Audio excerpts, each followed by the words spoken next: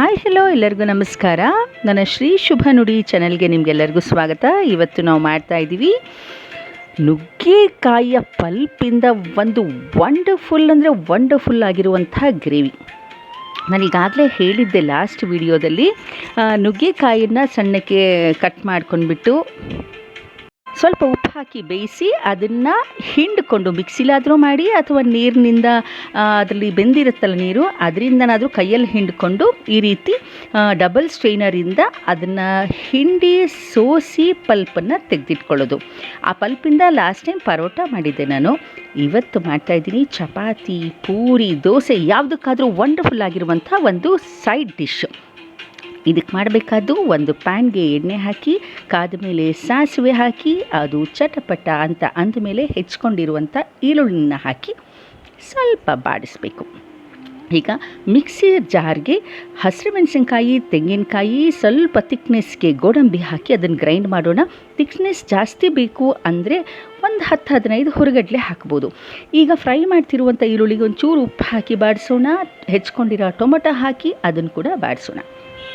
ಇವೆರಡು ಆಗುವ ಹೊತ್ತಿಗೆ ನಾವು ಒಣಗಿರುವಂತಹ ದ್ರಾಕ್ಷಿ, ಒಣ ದ್ರಾಕ್ಷಿ ಅಂತೀವಲ್ಲ, ಅದನ್ನು ಹಾಕಿ ಮಾಡೋಣ. ಇದು ಒಣ ದ್ರಾಕ್ಷಿ ಎಷ್ಟು ಒಳ್ಳೆ ಟೇಸ್ಟ್ ಕೊಡುತ್ತೆ ಅಂದರೆ ಗ್ರೇವಿ ತಿನ್ನುವಾಗ ಮಧ್ಯೆ ಸ್ವೀಟ್ನೆಸ್ಸು ಸೂಪರ್ವಾಗಿರುತ್ತೆ.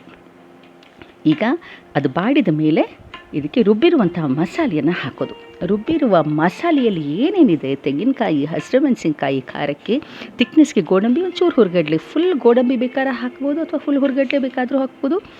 ಚೆನ್ನಾಗಿ ಇದನ್ನು ಬಾಡಿಸೋಣ. ಹಸಿ ಖಾರದ ಅಂಶ ಏನಿದೆ ಅದು ಹೋಗಬೇಕು. ಈ ಗೋಡಂಬಿಯ ಫ್ಲೇವರ್ ಏನಿದೆ ಸೂಪರ್ವಾಗಿರುತ್ತೆ.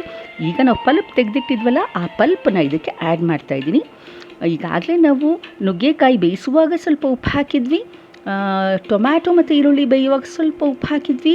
ರುಚಿ ನೋಡಿಕೊಂಡು ಉಪ್ಪು ಹಾಕೋಣ. ಟೇಸ್ಟಿಗೆ ಬೆಲ್ಲ ಬೇಕು. ನುಗ್ಗೆಕಾಯಿ ಕಹಿ ಅಂತ ಏನು ಅನಿಸೋದೇ ಇಲ್ಲ. ಮಕ್ಕಳಿಗೆಲ್ಲನೂ ಈ ನುಗ್ಗೆಕಾಯಿ ತಿನ್ನೋಕ್ಕೆ ಬೇಜಾರು ಅಂತ ಅನಿಸಿದರೆ ಈ ರೀತಿ ಮಾಡಿಕೊಡಿ, ಗ್ರೇವಿ ಗೊತ್ತೇ ಆಗಲ್ಲ. ಹುಳಿಗೆ ಸ್ವಲ್ಪ ಆಮ್ಚೂರು ಪೌಡ್ರ್ ಹಾಕೋಣಂತೆ, ಒಂಥರ ಅಡಿಷ್ನಲ್ ಫ್ಲೇವರ್ ಅಂತ ಕಾಣಿಸುತ್ತೆ ಅದು. ಅದಕ್ಕೋಸ್ಕರ ಈಗ ಗ್ರೇವಿ ಸಿದ್ಧವಾಗ್ತಾ ಇದೆ. ಐರನ್ ಕಂಟೆಂಟು, ಮೆಗ್ನೀಷಿಯಮ್, ಅಪ್ಪ ನುಗ್ಗೆಕಾಯಿನ ತಿಂದರೆ ದೇಹಕ್ಕೆ ಎಷ್ಟು ಒಳ್ಳೆಯ ಪೌಷ್ಟಿಕಾಂಶ ಸಿಗುತ್ತೆ ಗೊತ್ತಾ. ಮಕ್ಕಳಿಗೆ ಈ ರೀತಿ ಮಾಡಿಕೊಟ್ರೆ ಖಂಡಿತ ಇಷ್ಟಪಟ್ಟು ತಿಂತಾರೆ. ಎಲ್ಲರಿಗೂ ಒಳ್ಳೆಯದು. ಇದ್ರ ಜೊತೆಗೆ ಲಾಸ್ಟಲ್ಲಿ ಕಸೂರಿ ಮೇಥಿ ಒಂಚೂರು ಆ್ಯಡೆಡ್ ಫ್ಲೇವರ್ಗೆ ಹಾಕೊಂಡಂತೆ ಸೂಪರಾಗಿರುವಂತಹ ಸೈಡ್ ಡಿಶ್ ರೆಡಿಯಾಗಿದೆ. ಇದನ್ನು ಚಪಾತಿಯೊಟ್ಟಿಗೆ, ದೋಸೆಯೊಟ್ಟಿಗೆ ತಿನ್ಬೋದು. ನೋಡಿ, ಅಲ್ಲಿ ಸಣ್ಣಕ್ಕೆ ಮಾಡಿಟ್ಟಿದ್ದೀನಿ ಚಪಾತಿನ. Heart shape, star shape, clover shape, round shape ಎಲ್ಲವನ್ನು ಮಕ್ಕಳಿಗೆ ಇಷ್ಟ ಆಗುತ್ತೆ. ಅಂದರೆ ಕಲರ್ಫುಲ್ಲಾಗಿ ಅಥವಾ ಡಿಫ್ರೆಂಟ್ ಶೇಪಲ್ಲಿದ್ದರೆ ಮಕ್ಕಳಿಗೆ ಇಷ್ಟ ಆಗುತ್ತೆ. ಮಾಡಿಕೊಡಿ. ನನ್ನ ಶ್ರೀ ಶುಭ ನುಡಿ ಚಾನಲ್ಗೆ ಸಬ್ಸ್ಕ್ರೈಬ್ ಮಾಡಿ.